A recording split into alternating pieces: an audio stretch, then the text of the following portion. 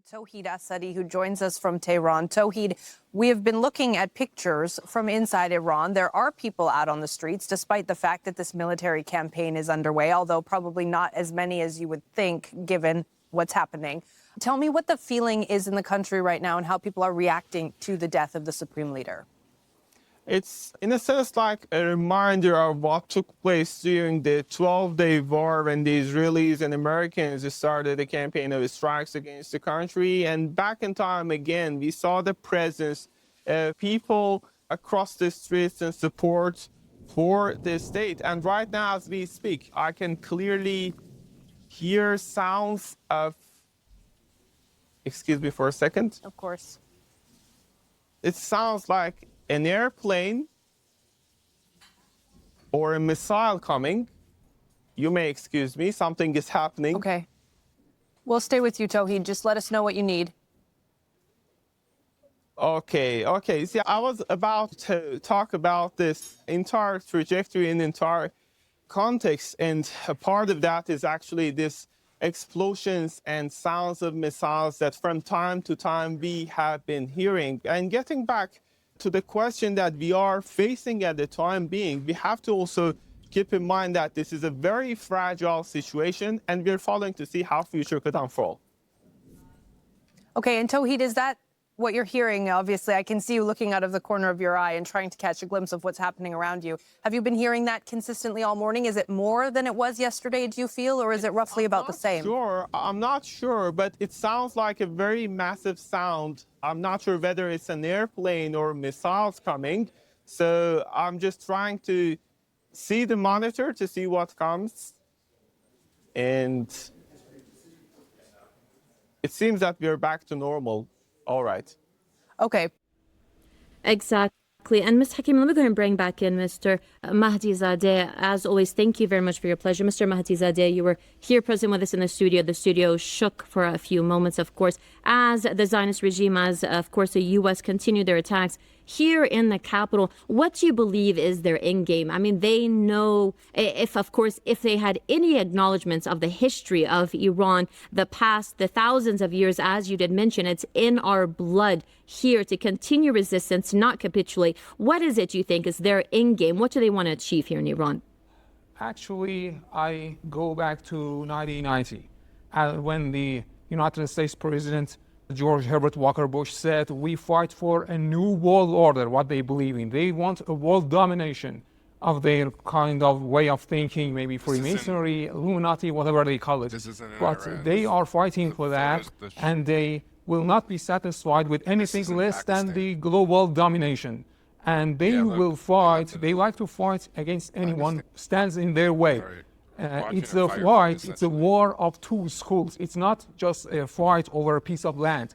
It's not a war for some only group of people. It's a fight between two groups who are fighting for their way of thought and their way they see the world. So they don't want to stop, even when they know that their invasions against Iran were not that kind of fruitful during the history. So this is what they want to do, and they tried to do since many centuries ago, and this is the same fight, this is the same battle, and it's totally clear that they have not learned their lessons. You have seen that only a few minutes ago they bombed the surrounding areas and the building shook, but we stand here and we are showing our message to them that the Iranian, not only the Iranian nation, all free thinking people of the world who stand and fight against Zionism and the New World Order will not capitulate,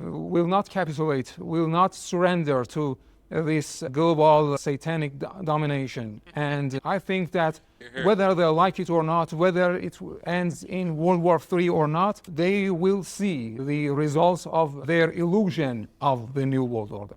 Exactly. And Mr. Hakim, as our guest here in the studio did mention, the perspective of perhaps a War III. When it comes to the situation, again, this is the most airstrikes that have ever been, specifically whether on the Zionist regime or even on bases in the Persian Gulf. Again, viewers, just a moment. It seems, again, we have continued attacks here in the capital, Tehran, as we do have some shaking ongoing. We're going to go ahead and bring you the information, the breaking news, as we do receive them. Mr. Hakim, do you agree with our guest here in the studio that, of course, we might be having a beginning of a World War III? Potentially the beginning of another world war, and this is a battle between good and evil. This is a battle between the Islamic Ummah, the Ummah, against the rotten, wretched Western philosophies and ideologies that they have. And I also want to reiterate what was said before, is that you cannot destroy these ideologies that we have. You cannot kill these ideologies that we have to fight against injustice, to fight against oppression, to fight against tyranny. This is a natural reaction to oppression, and the fighting against this kind of oppression and tyranny will continue. The people will rise. And also one more thing that I want to remind the people, that the Holy Quran said, if you are a true believer, you should not be upset. You should not have desperate emotions or be hopeless. You should always believe in God. And we believe in Allah subhanahu wa ta'ala. Ayatollah Khamenei has taught us that. Everything that he has done has been based on humility, modesty, righteousness, the Holy Quran, and the teachings of the Ahlul Bayt. And we will continue that path.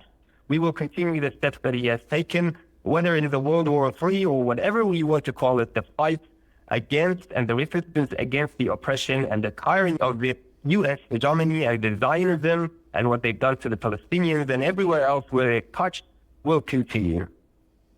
Well, exactly. And viewers, as you can see, again, we continue to show you in our live footage there, live from Karachi, of course, where people have been killed and, of course, injured. I believe it's around 10, a little more, at least 10 people have been killed there in Karachi by the police, by the security forces, as they've attempted to infiltrate these protesters, these lovers of Ayatollah Sayyid Ali Khamenei, who has been martyred here in Iran, attempting to infiltrate the U.S. consulate there. Well, viewers, I'm going to go ahead and thank all of our guests who are joining us. We are going to come back to you very soon. But for right now, thank you very much for joining, and goodbye. Power is the ability to affect others to get what you want. You can affect others to get what you want in three basic ways. One is with threats and coercion. We sometimes call that sticks. The second is payment. We often call that carrots. And the third is to get people to want what you want by attraction and persuasion. And that's what I call something. Okay, and Tawhid, I just want to bring some news here now. The Israeli military says it has launched a broad wave of strikes in the heart of Tehran, which is likely what we're seeing on our screen right now and likely what you heard when we were speaking just a few moments ago. Yeah. There was some mention yesterday of people being told to leave Tehran. Do you know, have people been doing that? Is that unreal? Yeah. We were just watching Press TV, and they said that they were experiencing shaking, and then they abruptly thanked their guests and then said that they had to go off, and now this is what's going on. All in all, roughly 14 million people are living in this province. And of course, it's not going to be easy to talk about any easy way to move all these people outside the town. But at the very early hours after the initiation of these strikes, what I witnessed was that people rushed out of their houses. And compared to an ordinary day, I can say that a considerable proportion of Tehran's population has already evacuated the city. And this is actually something that is critically important, because seeing the possibility of further confrontation, even when it comes to, let's say, less proportion of the people who are still inside the city, there is danger because of the very fact that when it comes to shelters, when it comes to facilities related to war, it seems from the reality on the ground that the country is not that much ready for a sort of expanded, extended war in case that happens. So people are very much worried. There is this concern when it comes to ordinary citizens about the future of their country and, of course, about their safety. Tawhid Asadi in Tehran. Thank you, Tawhid. it was a sort of reddest red line that was crossed by the Americans. The repercussions, the retaliatory action from the Iranian side is going to be much serious. And I'm not sure if you can hear, but it's still, as I am speaking, sounds of explosion are still being heard here. It's a fact. All right, Tawhid, we do hear that. Thank you very much. this We're going to is- bring I'm in not sure Noor if this O'Day is as well, Tehran. I who's joining think us it from is. Ramallah in the occupied Spain. Noor, we are hearing and seeing in Tehran one of the explosions and the significant amount of smoke. Can you tell us what you're seeing and hearing from where you are today as the second day of this gets underway? O'Reilly, the Israeli army issued a very brief statement saying that for the first time since the beginning of this assault that Israel initiated about 24 hours ago, the Israeli Air Force is striking in the heart of Tehran. They guided, of course, by intelligence. Now, since yesterday, we know that the Israeli army has said, and the Israeli prime minister said, that the objective would be to completely decapitate the Iran's air defense system, to have complete command over the skies of Iran. Now, Iran is a huge country. So for now, the win, if you will, of being able to strike Tehran and to cause this kind of damage and chaos is significant for the Israeli government, which has been capitalizing on the confirmation from Iran of the assassination of the supreme leader Khamenei, as well as many top leaders in the military chain of command. This is something that is essential to the Israeli narrative, that Israel has been able to really undermine the ability of the government, of the regime in Tehran, to carry out its operations. And they point to the fact that the kind of attacks that Iran is carrying out against Israel are below expectations. Now, we know that sirens have been going off all this morning and even through the night, that Israelis have spent the night in shelters or very close to them. And just in the past few minutes, the Home Command had instructed citizens to leave the shelters in the central Negev area, but to stay very close because it seems that more Iranian missiles are on the way. All right, Noor O'Day, Israel may say they're below expectations there, but there are certainly a number of countries in the Gulf and closer to Iran that will not be feeling the same way. We're going to go back to Tawhid Assadi, who's in Tehran, because Tawhid, once again, we're hearing some loud explosions from where you are. Yes, indeed. It seems that we are surrounded by different places being targeted, and every time I turn back, check outside, I can see new places being targeted. Right now, behind me, at least, I can see two locations, seemingly in the downtown or southern parts of Tehran. Also, on my right, and maybe you can see it on your screen, there is this thick smoke rising, and it might be related to central or eastern parts of the city, Vanak Square, or other reports that are coming about military headquarters or places related to actually the intelligence apparatus. We're not sure. These are just the initial reports are being targeted. Also on my actually right, on my left, excuse me, just I can say a few minutes ago, we witnessed a place being targeted not very far from where I am reporting. And I was able to feel it because the window was shaking. So that means we are dealing basically with a continuation of these strikes taking place at the time being.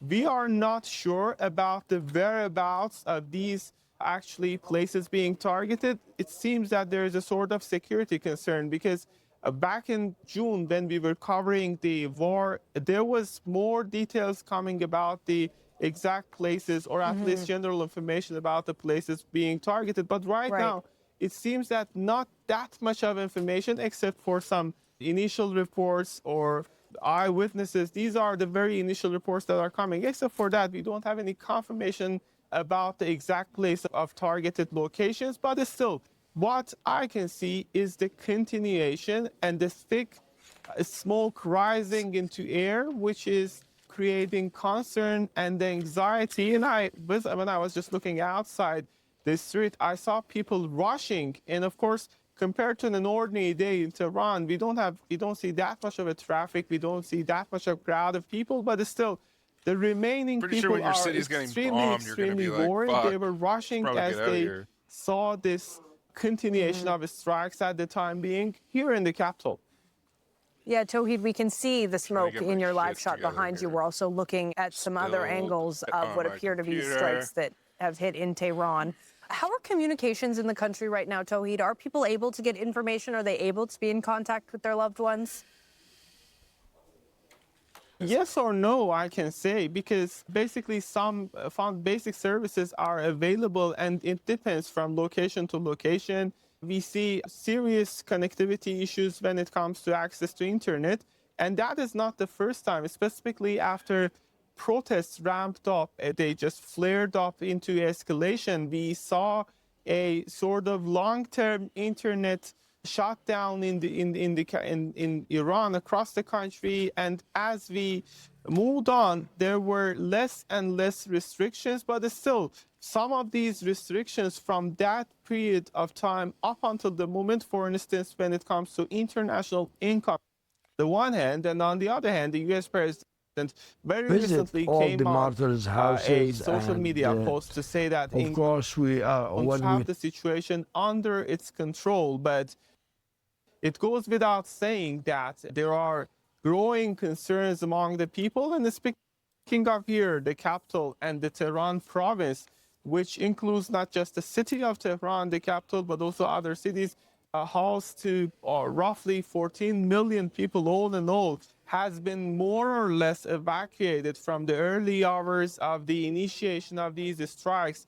We saw heavy traffic and we saw people rushing out of the city. Still, we can say that there is also a It seems to be the conflicting reports here, because he just said that there's massive evacuations, but he just said there's massive evacuations. with security and on other concerning issues. The government tries to signal a message that we have already out about that. Of course, the Iranian officials are saying that they were ready for such scenarios ahead. Still, they are